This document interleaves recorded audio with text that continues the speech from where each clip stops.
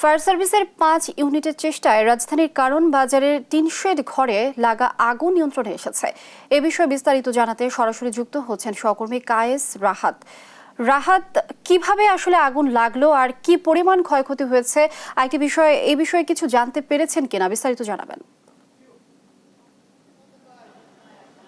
ধন্যবাদ লিনিয়া। যেমনটি জানেন যে আজকে সকাল থেকে কারওয়ান বাজারের এই যে হোটেল লা ভিন্সি রয়েছে, এই হোটেল লা ভিন্সির জেনারেটর রুম থেকেই মূলত অগ্নিকাণ্ডের সূত্রপাত হয় এবং ফায়ার সার্ভিসের বরাত দিয়ে যেটি জানানো হয়েছে যে অগ্নিকাণ্ডের কিছুক্ষণ পরেই কিন্তু তারা যে 6টি ইউনিট এখানে চলে আসে। তেজগাঁ থেকে 3টি ইউনিট এবং তাদের যে সেন্ট্রাল জোনটি রয়েছে বা সেন্ট্রাল যে অফিসটি রয়েছে সেখান থেকে আরও 3টি ইউনিট, মোট 6টি ইউনিট এসে তারা এখানে অগ্নি নির্বাপনের কাজটি শুরু করে দেয়।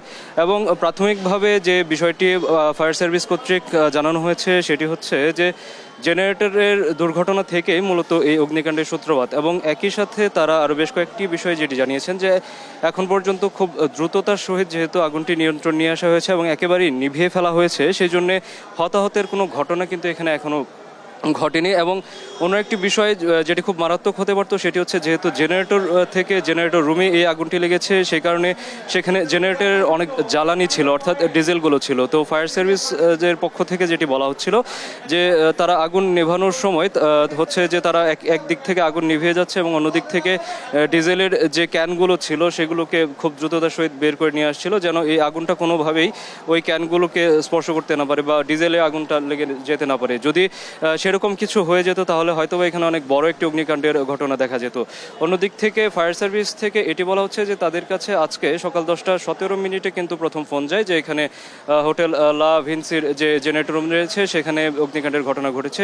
তো 10:17 ফোন যাওয়ার পরে তারা 10:30টার ভেতরে খুব দ্রুততার সহিতই তারা 6টি ইউনিট নিয়ে এখানে চলে আসেন এবং এই 6টি ইউনিট এখানে আসার পর তারা 10:38 এবং 38 মোটামুটি আগুনটিকে নিয়ন্ত্রণে নিয়ে আসেন এবং 10:45 ভেতরে তারা সম্পূর্ণভাবেই এই আগুনটিকে নিভিয়ে ফেলতে সমর্থ হয়েছেন। তো হোটেল লা ভিন্সির বরাত এখনো পাওয়া যায়নি যে তারা কি বলছেন এই অগ্নিকাণ্ড নিয়ে, বা তারা এত বড় হোটেল চালাচ্ছেন সেখানে আসলে অগ্নিকাণ্ড ঘটলে সে অগ্নি নির্বাপক প্রস্তুতি পর্যাপ্ত রয়েছে কিনা সেটি নিয়ে এখনও হোটেলের কর্তৃপক্ষ থেকে কিছু জানানো হয়নি। কিন্তু এখানে পাল্টাপাল্টি একটি অভিযোগের বিষয় দেখা যাচ্ছে যে কারওয়ান বাজারে যারা রয়েছে, যারা এখানে ব্যবসায়ী রয়েছেন, তারা বলছেন যে তারা নিজেদের পক্ষ থেকে বা নিজেদের উদ্যোগে এই আগুন নিভিয়ে এগিয়ে এসেছিলেন, কিন্তু হোটেল কর্তৃপক্ষ বা হোটেলের যারা স্টাফ ছিলেন তাদের এখানে পর্যাপ্ত পরিমাণ অগ্নি নির্বাপক যন্ত্র ছিল না বা তারা আগুন নেভানোর জন্য পর্যাপ্ত প্রস্তুতি রাখেননি।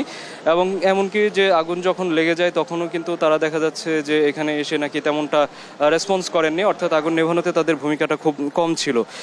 এরপর যে বিষয়টি রয়েছে যে যেহেতু এখানে এখনও খুব দ্রুততার সহিতই আগুনটি নিভিয়ে ফেলা হয়েছে, সেই জন্য কিন্তু হতাহতের কোনো ঘটনা এখানে ঘটেনি এবং বড় একটি দুর্ঘটনার হাত থেকে কারওয়ান বাজার বা কাঁচা বাজার যেটি রয়েছে সেটি সেভ হয়েছে বা বেঁচে গিয়েছে বলা চলে। এই ছিল আমার কাছে এখন পর্যন্ত সর্বশেষ। ধন্যবাদ রাহাত, অসংখ্য ধন্যবাদ যুক্ত হবার জন্য। দর্শক, আগুন লাগার বিস্তারিত জানাচ্ছিলেন সহকর্মী রাহাত।